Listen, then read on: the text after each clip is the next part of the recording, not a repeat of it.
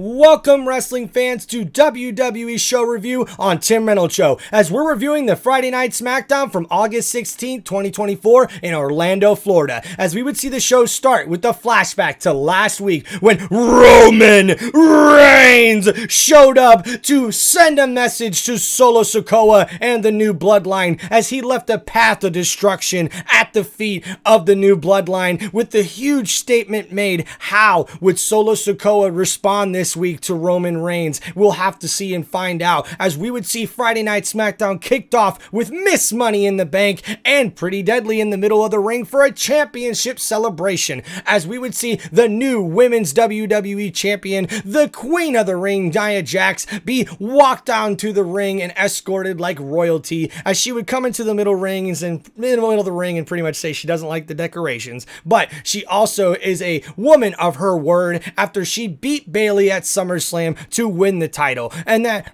the Queen of the Ring, demands that everyone bow down to her. And of course, she would turn to Tiffany Stratton to be the first one to bow down to the Queen of the Ring. But of course, Tiffany Stratton would distract away from the conversation and point at Pretty Deadly, who apparently had a song for Nia Jax. But this would all be interrupted by none other than Maya Kim Meechin would come out to the middle of the ring with a kendo stick to beat the living heck out of Tiffany Stratton and Nia Jax to make a huge statement against the WWE's Women's Champion to kick off Friday Night SmackDown. And then shortly after this, we would have our first matchup of the evening, which would be none other than Andrade taking on Carmelo Hayes. Now, these two have been battling each other for weeks now, with this being the third matchup in the last several weeks against these two.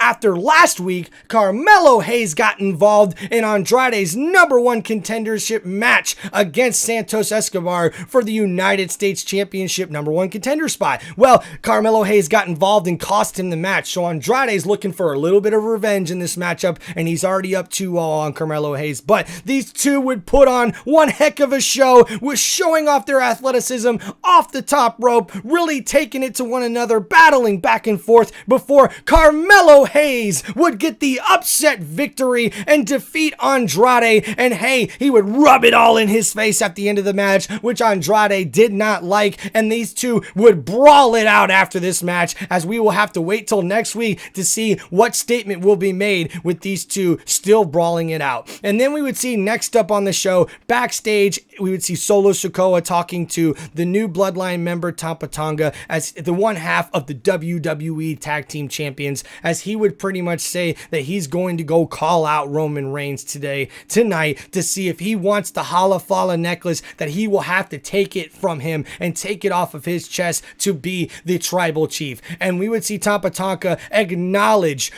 Solo Sikoa as his tribal chief by saying that if he is going to find Roman Reigns and break him limb from limb. But Solo Sikoa would remind him, if somehow Roman Reigns takes the necklace, that he will have to acknowledge Roman Reigns as his tribal chief as well. And we would see how this would play really big into later on in the show.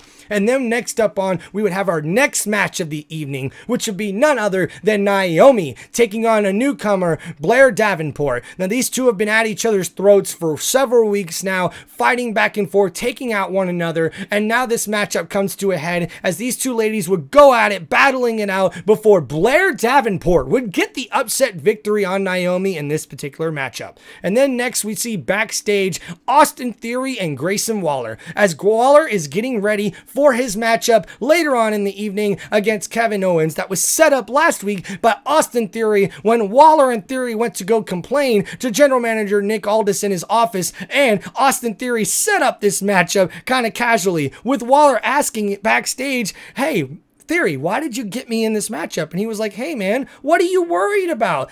KO hasn't won anything in a while. He's washed up. All he's done is lost to the Bloodline for the past 4 years, man."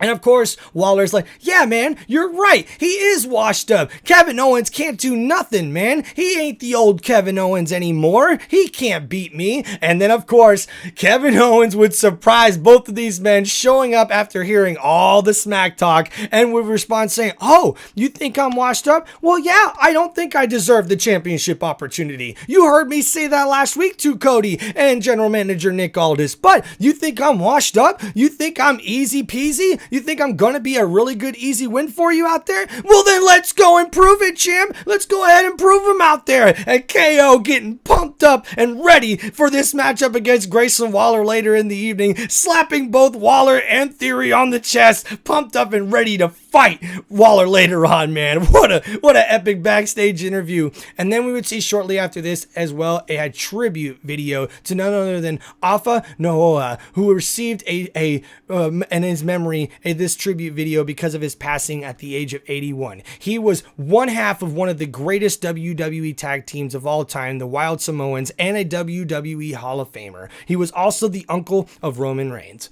Rest in peace. And we would see next up on Friday Night SmackDown, our next match of the evening, as it would be none other than Kevin Owens taking on Grayson Waller. And man, Kevin Owens would kickstart this match literally with a drop kick really out of nowhere, just bringing the fight right to Grayson Waller. And man, I love it when KO is just bringing old school KO like this, because not only did he hit a stunner, but he didn't take the pin and finish the match after that. He went with an old school KO power bomb to get the victory over Grayson Waller pretty easily and pretty handily. But of course, Grayson Waller did not like that, as he would see him get saved by Austin Theory from a beatdown by KO later on after the match. And of course, these two would grab some steel chairs and look to fight KO and take advantage of the numbers game before the WWE champion, the American Nightmare, Cody Rhodes, would come out to have KO's back and fend off both Grayson Waller and Austin Theory.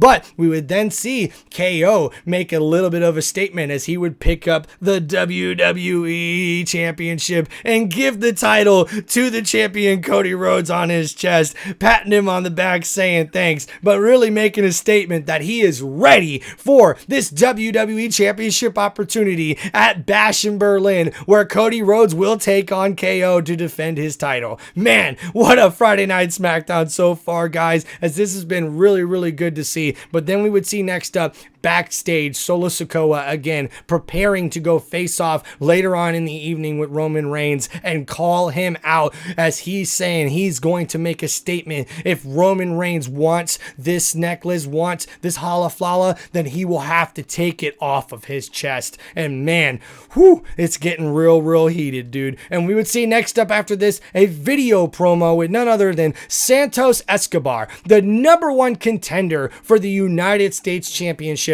with his faction at a dinner table. It's Legado del Fantasma, as he tells them that they are going to earn back the respect that they deserve, that Santos Escobar will defeat LA Knight and become the United States champion next week, and they will show LA Knight what really real champions look like. And of course, we would see LA Knight shortly after this respond out to the WWE Universe. He goes, as he would get a big ovation like he always does, getting the crowd into it, letting Santos Escobar know, for a guy who's looking to get respect back, you're doing a lot and acting a lot and talking a lot like me, LA Knight. Yeah! Oh man, and LA Knight makes a huge statement, as we will see these two go at it one-on-one for the United States Championship next week on Friday Night SmackDown, as LA Knight takes on Santos Escobar. Man, and we see next up after this, guys, backstage, where Maya Kim, after making a statement earlier in the evening, would be coming out of General Manager Nick Aldis's office, and we would find out that she has earned a championship opportunity for the WWE Women's Championship, but she would be attacked by the champion. Nia Jax jumped as she retaliates to return the favor to get her revenge before GM Nick Aldis would come out and tell her to go in the office. Man, really a big beat down there by Nia at Michin. And then we would see next up our main event of the evening for Friday Night SmackDown, as this would be a tag team match where the Street Profits, Montez Ford and D'Angelo Dawkins, would be taking on DIY, Johnny Gargano and Thomas Ciampa. And this match here would be a #1 contenders match for the WWE Tag Team titles. And man, this particular particular match is going to be a contender for match of the year for Friday Night SmackDown when it's all said and done, because this was getting "this is awesome" chants from the crowd, and it was also getting "holy shit" because these two left it all in the ring. These two teams really went at it, showing off their athleticism before the Street Profits would come out on top, defeating DIY and earning themselves the #1 contendership for the WWE Tag Team Championships, as they will take on the Bloodline for those titles. Man, what an epic match this was to watch, folks, as the Street Profits really made a statement. And then we would see what we've all been waiting for, as Solo Sikoa and the new Bloodline member Tapa Tonga would come out to the middle of the ring, one half of the WWE Tag Team Champions, as Solo made a statement in the middle of the ring telling Roman Reigns, if you want this title of Tribal Chief, you must come and take this necklace off of me, calling out Roman Reigns, who would answer the call once again, coming out to the middle of the ring, facing Solo Sikoa face to face before taking him out, going toe to toe, attacking one another, taking out Tapa Tonga before a sneak attack out of nowhere as the Samoan werewolf Jacob Fatu would attack Roman Reigns, beating him down before Solo Sikoa would use orders to get all the members of the Bloodline to help him use one of Roman Reigns' signature moves, the powerbomb through the announce table, with the Roman Reigns going through the table with a huge statement made by Solo Sikoa as he would drag Roman into the middle of the ring to deliver a Samoan spike before he would stand above him with the ones raised up high with Jacob Fatu and Tapa Tonga, the WWE Tag Team Champions, the new Bloodline, making a huge statement right against Roman Reigns. Oh man, beat down in the middle of the ring. Roman lay there with Solo Sikoa standing above him. How will Roman Reigns respond next week with the numbers game playing such a big role in this particular revenge plot, as Solo Sikoa really took it to Roman Reigns, putting him through a table? Man, what a Friday Night SmackDown. What's gonna happen next week? How will this respond? How will we see this WWE universe panning out? Man, what an epic WWE show this was for Friday Night SmackDown. And this has been WWE Show Review from Tim Reynolds Show. Please like and subscribe to the channel for more sports content, wrestling content, and sports entertainment right here on Tim Reynolds Show. Thank you guys for all the support. Please like and subscribe, and peace out, everybody.